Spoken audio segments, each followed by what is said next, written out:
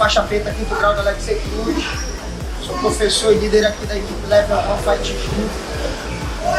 Vamos passar uma posição hoje aqui, eu e o meu amigo Eleres. Tenho usado muito uma posição que eu tenho chegado na montada, e a montada é uma situação que às vezes as pessoas ficam muito seguras de finalizar, né? Tem aquele estrangulamento tradicional. Olha lá, por favor, Eleres. Então, às vezes a gente chega aqui, conquista os 4 pontos, mas fique seguro de tentar finalizar, porque fique seguro do cara da capotada, né? Da barrigada, aí você vai ter que recomeçar fazendo guarda, saindo numa posição bem dominante aqui. O que é muito comum aqui? Quando você chega na montada, já conquistou os 4 pontos, o adversário ele vai blindar as golas, né? Blinda as golas aqui, né? Fica chapado, colado aqui. O que eu gosto de fazer? Eu vou abrir os braços aqui para começar a pressionar os braços dele no peito, porque aí o que acontece? Quando eu começo a causar um desconforto nele, eu obrigo ele a se mexer. Enquanto ele se mexe, ele esquece de mim aqui um pouquinho, né? Então eu começo a abrir, ó, a minha lapela, tá? Eu vou abrir a minha lapela e continuo pesando aqui, ó. Aí eu vou chegar com a minha lapela na minha mão que tá aqui embaixo, ó. Tá? O ideal é, eu não posso passar ela por baixo do braço dele, porque senão o braço dele blinda o pescoço dele. Então joga ela aqui por dentro. E eu armo aqui. Tá? O que acontece nessa situação?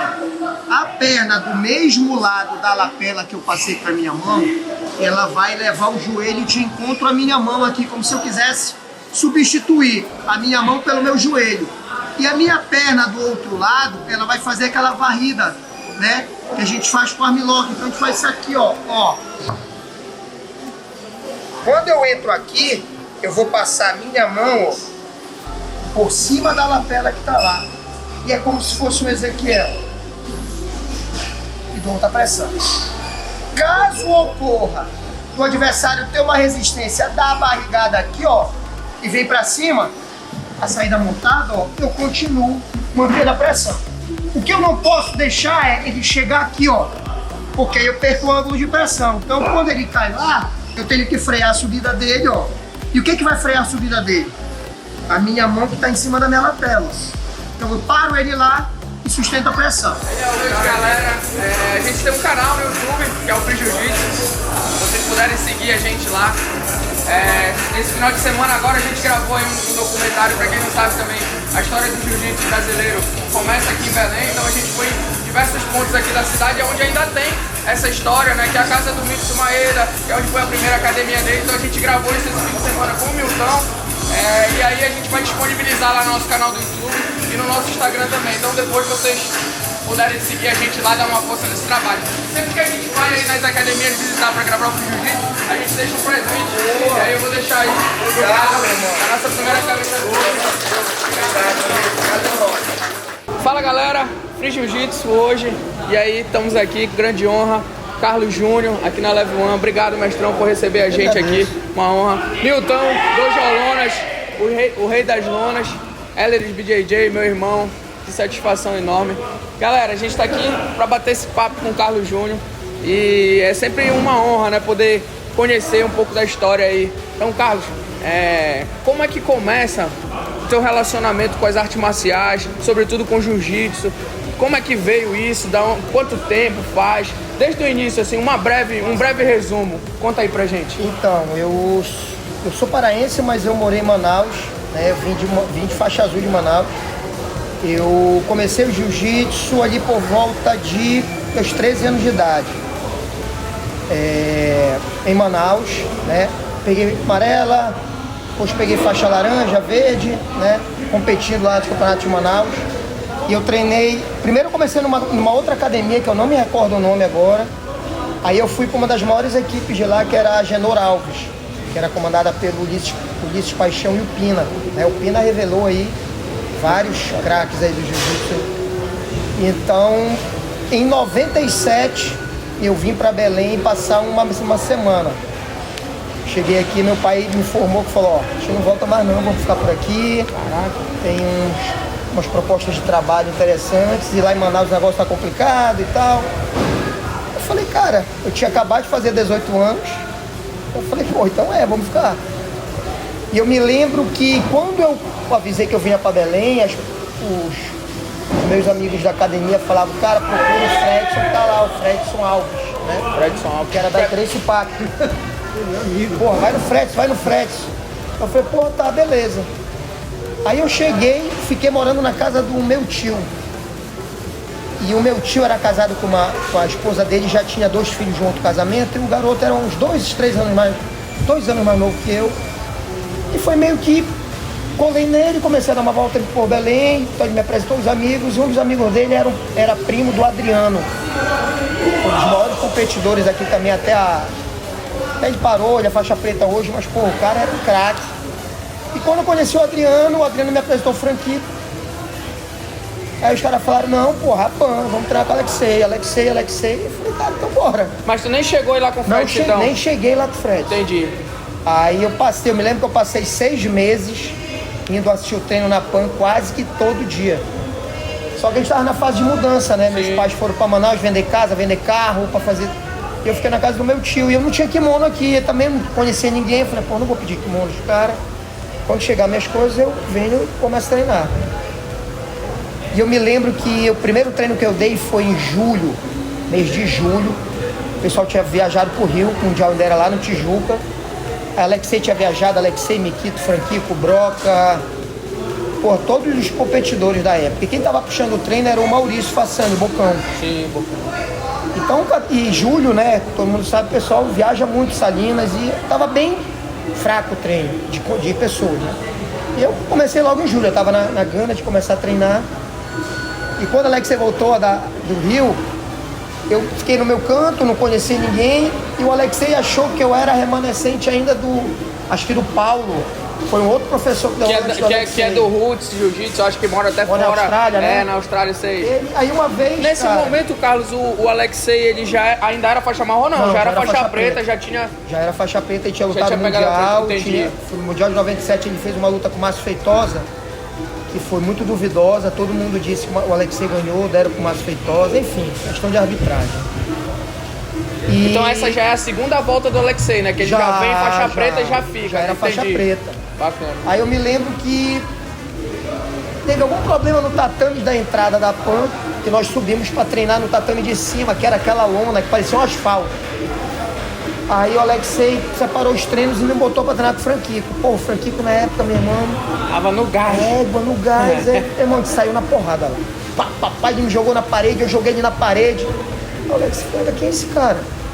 E acabou o treino. Epa! Pô, treinava onde, cara? Aí eu falei, pô, eu treinava em Manaus. Eu tô em Manaus aqui desde janeiro. Mas só agora que eu tive kimono, eu ia treinar em julho. Aí o Maurício estava dando aula. Ele falou, porra, e tal. Aí foi quando eu comecei a me tomar com a galera. Aí então, os meus primeiros amigos de Belém mesmo foi a turma do jiu-jitsu, Franquico principalmente. Franquico foi um cara que me ajudou muito a lutar o meu primeiro mundial. Sempre falo isso, o cara, porra, tinha vários patrocinadores e ele conseguiu me encaixar, porra, eu consegui passagem, me arrumou patrocínio de kimono, de dinheiro para alimentação, para tudo. Então o primeiro mundial que eu fui, eu devo ao Franquico. O Franquico me ajudou. E desde então, cara, a gente é amigo, acho que a vida cada um vai levando, né? Cabe sua academia, o Franquico tá tentando aí seguir a vida dele. Ele tá com as duas coisas, né? Academia, empreendimento. A gente gravou lá com ele contou, moleque, eu não sei, mas eu tô todo doido, eu faço isso, eu faço aquilo. Mas ele sempre, mas sempre no jiu-jitsu. E isso é meio que uma raiz do jiu-jitsu, né, Carlos? Essa questão de apoiar o parceiro e estar junto. Acho que esse laço aí do jiu-jitsu é muito verdadeiro, né, cara? Porque eu não conhecia ninguém na cidade, né? Então eu vim de uma outra cidade com 18 anos de idade, não conhecia ninguém, comecei a fazer amizades através do jiu-jitsu. Né? Então foi o que me abriu portas, até para questão social mesmo, de eu conviver com novas pessoas, fazer novas amizades. Eu não gostava de vir para Belém, então para mim o início foi muito complicado, porque eu vim para passar uma semana doido para voltar. Meu irmão, cheguei aqui, meu pai falou, não volta mais, cara, vai ficar. Aí dá um impacto, né? Amizade, meu irmão, não conheço ninguém. como é que eu vou fazer? E, cara, jiu-jitsu salva sempre. Salva. E depois desse lance aí do Mundial, na verdade, assim, o jiu-jitsu pra ti sempre foi com objetivo de competição? Sempre foi competitivo, cara, ou não? Isso foi se criando? Eu falo pro pessoal hoje, o pessoal me conhece muito devido à competição, né? Mas eu só levei a sério mesmo o jiu-jitsu. Eu atribuo até essa questão de ter mudado de cidade, né? Eu não tinha muita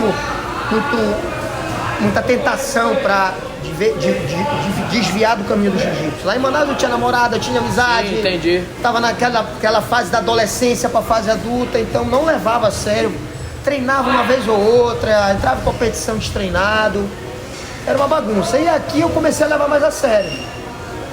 Era meio que uma única opção, né? Tava tentando se encaixar em alguma coisa. Eu tenho isso pra fazer, eu tenho que fazer direito. Né? Então comecei a treinar com mais seriedade.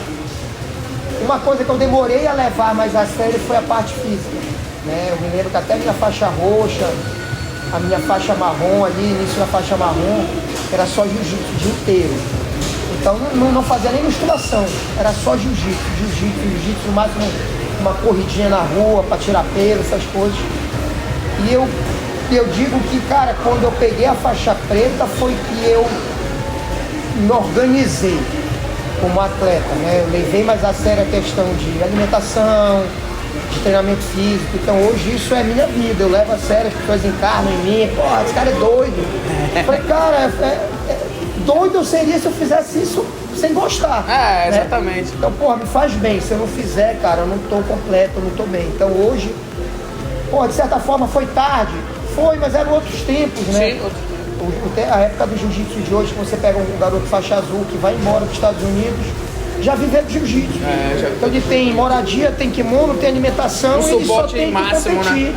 Né? Então, porra, a gente não tinha isso. Então era a gente aqui, porra, Belém, né? Porra, logística de você competir no Rio, né? Do avião, cara.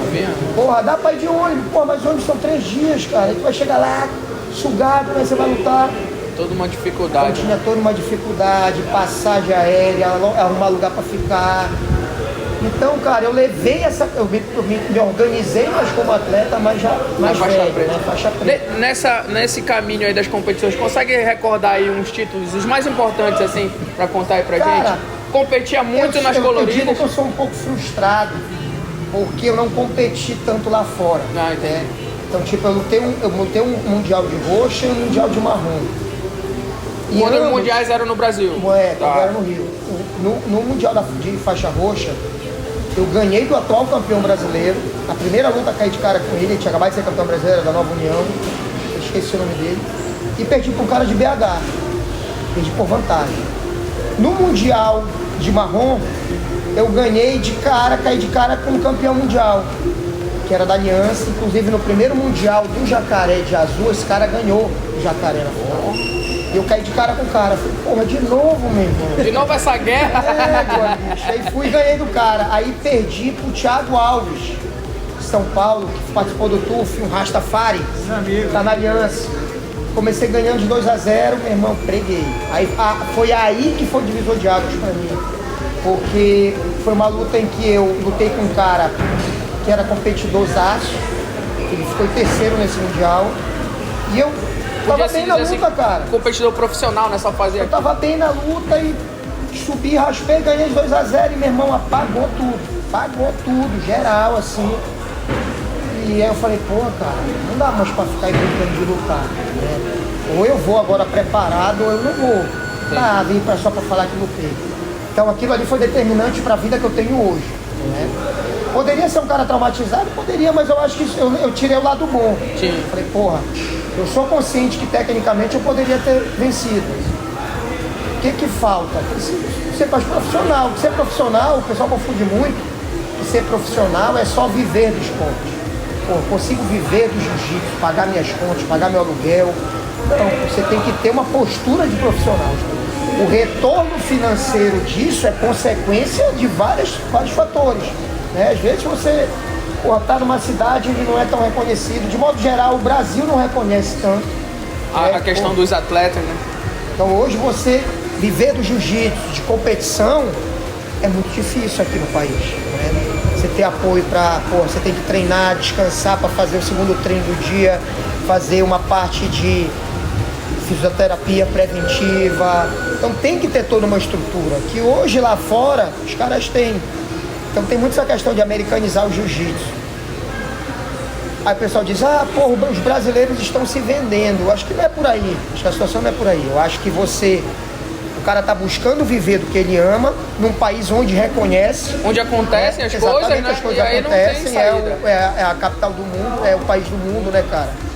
Então, economicamente é a primeira potência do mundo. Você tem a China ali, mas quem determina a economia do mundo é os Estados Unidos, cara. Não tem saída. Não tem jeito.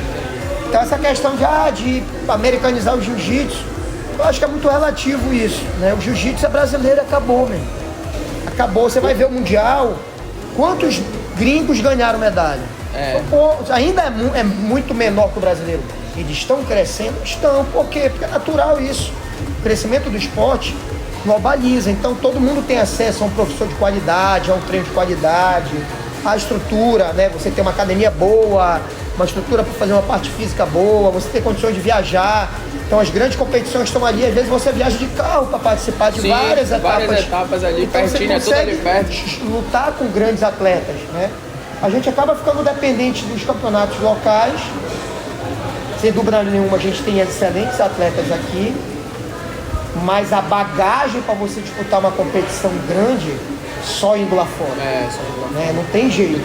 Não é e essa questão da venda não é que o brasileiro está se vendendo nada. Na verdade, está todo mundo buscando seu espaço e se as coisas estão acontecendo lá, né? Então, cara, o futebol. Você pega uma revelação no futebol, o cara tá com 16, 17 anos, esse moleque é um fenômeno. Pra onde é que ele vai? Ele vai pro mercado europeu, cara. Por quê? Porque lá ele é mais valorizado. Então você vai deixar um garoto desses 16, 17 anos como uma promessa, ele vai subir pro profissional. Chega no profissional, o cara não deslancha, ele não tem uma estrutura como você tem lá. Você pega um atleta de futebol, o Robinho foi exemplo disso, Kaká, os caras saíram com uma estrutura física, o próprio Neymar, uma estrutura física daqui. Logo que muda. O Robinho era só cabeça, meu irmão. O cara foi pra Europa, foi pro Milan primeiro, Real Madrid, né? Meu irmão, o cara incorporou. Por quê?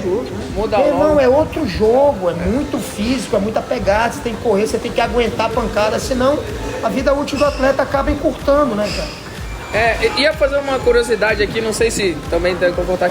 Esse apelido, Chupa-Cabra, já vem de Manaus ou é aqui? Porque eu me lembro muito dessa história aqui quando eu era menor, de Chupa-Cabra e tal, não sei o que. Como é que foi essa história Franquico, aí? Cara. Franquico é terrível, né? O Franquico aconteceu nesses treinos que a gente dava.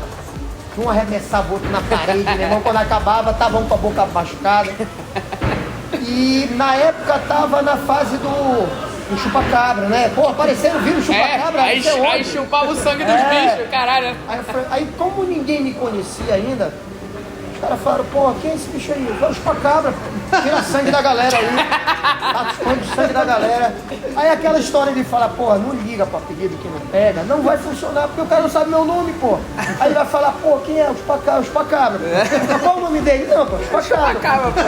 Então poucos me chamavam de Carlos. Cara, por incrível que pareça, um cara que sempre me chamou, até hoje, ele me chama mais de chupa-cabra, mas no início ele me chamava de Júnior.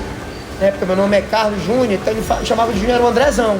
O Andrezão, que era parceiro do Façanha da AB, né? Exatamente. Entendi. Tu treinaste na AB ou não? Não, Só eu ia muito lá com eles, né? Tipo, a gente tinha uma equipe muito forte de competição. Depois eles também foram pra onda do MMA. Então a AB, uma época a AB ficou próximo da minha casa. Então eu fazia meu treino com o Alexei e ia treinar no horário da B, que era o horário mais cheio, mais forte, pra treinar com a garotada que tinha lá, que era muito forte. E acontecia às vezes de eu estar treinando lá e chegava na competição, caía com o cara da B. Puta! Tinha que lutar. Mas, treino lá era duríssimo. Ei, mestrão, e nesse contato, eu sempre vejo que os caras fizeram aí intercâmbio e tal. O senhor chegou aí treinar lá com o Della Riva, tem ele como mestre? Cara, tem hoje. Fazia uns camp por lá. Cara, o primeiro contato que eu tive com o Della Riva, assim, mais prolongado, foi uma época que eu fui a trabalho pro Rio. Eu fiquei no Rio, se eu não me engano, 3 meses, morando lá. Tava em treinamento por uma empresa que eu tinha sido contratado. E eu falei, vou treinar. Aí eu fui lá, me matriculei no Della Riva e comecei a treinar no Della Riva. Porra, desde aí, cara, porra, o Della Riva Mestrão. é o mestrão. Aquele cara Mas aqui, tu já treinava com o Alexei? Alexei, já, o professor entendi. Alexei, o contato com o Della Riva era quando ele vinha ministrar seminários. Tá. Mas de lá na academia dele, eu fui no Mundial de 2000 de Roxa, mas a gente foi na semana que antecedia o Mundial. Então a gente treinou ali 2, 3 dias, e meu irmão, muito gringo, muita gente. Então não dava pra ele saber quem era. Entendi. Aí nessa vez que eu fui, que eu passei 3 meses treinando lá. Como aluno mesmo. Porra, o cara hoje, meu irmão, é um mestrão mesmo, Pode sabe? crer. O Alexei é o nosso professor, o nosso mestre, tudo que eu sei. Eu tive meu professor, eu agradeço muito. Os professores de Manaus, pô, tive excelentes professores. O Ulisses Paixão, o Pina. E quando eu cheguei no Alexei aqui, pra treinar na PAN, porra, sabe um negócio que era esse caminho que eu tinha que seguir, sabe? Eu tive a oportunidade de seguir um outro caminho, tava ali disponível, de repente eu poderia ter ido pro Fred, poderia ter sido feliz também lá no Fred. Tenho certeza que também poderia ser, mas, cara, eu não trocaria nada do caminho que eu fiz, sabe? Hoje, de estar aqui, de hoje pegar e falar, pô, eu vou pro Rio, chegar lá no Della Riva, pô, o Della Riva me receber como se fosse um filho dele. Oh, muito bacana essa E relação. ele é assim, não é porque é comigo. Ele É com assim, todos, né? é natural dele. Natural né? dele. Você vai chegar lá, ele vai te tratar mesmo, como se a gente conhecesse há É um 10 anos. gentleman do jiu-jitsu, né? Ele é unanimidade. Vamos deixar um recado aqui, Carlos, do treino de jiu-jitsu aqui da academia. Fala aí pra gente os horários, convida a galera. Então, a gente hoje tem 3 horários na academia, 6h30 da manhã. Eu tenho terças, quartas e quintas com o professor Jorge Moreira. 12h30 de segunda a sexta tem o Alessandro Novaes. O descobridor, o garimpeiro, né? O descobridor esse de talentos, né? Esse é o cara que revela, é o Esse Cícero Costa é o de Cícero Belém. Costa de Belém, pode se dizer assim, né? Rapaz, encontrei uma vez ele no campeonato e disse: ei, de onde tu tá tirando esses moleques e transformando essas máquinas? Isso é segredo. Aquele jeitão. Ele é demais, cara. E 18 horas comigo, né? De segunda a sexta. No sábado a gente tem 11 horas, mas é open match, treino livre, né? A gente recebe visita aqui também tranquilamente. As sextas e sábados normalmente são treinos livres, né? Não tem o treino estruturado com aquecimento, técnica e rola. Então é só rola, até porque já é o final da semana, a turma já tá mais saturada, então eu decidi que eu acho que a sexta ela incorpora no sábado como se fosse um treino mais regenerativo pro cara. Apesar de ser só rola, o cara diz, igual o dia da porradaria. Então, porra, é o dia onde você vai só treinar. Você vai poder escolher o cara, pô, vou dar um treino mais leve hoje, tu não vai bater cabeça com parte técnica, parte física, né? Você vai estudar ali o que foi passado até quinta-feira e na sexta-feira você vai ter que botar em prática. Porque você trabalha mais relaxado, né? E tu não carrega de informação. Que eu acho que é o caminho mais... o aprendizado ele acaba saindo com mais facilidade, né? Ou com menos dificuldade. Entendeu? Então, galera, é isso aí. Grande honra aqui com o Carlos Júnior, mestrão, Chupacabra, municipalidade número 569, do lado da Blue Fit Academia. Galera, quem quiser vir dar um treino aí, conhecer essa fera, bater um papo, muito honrado, muito obrigado, Carlos. Tamo junto. Free Jiu-Jitsu, é isso aí. Ouça.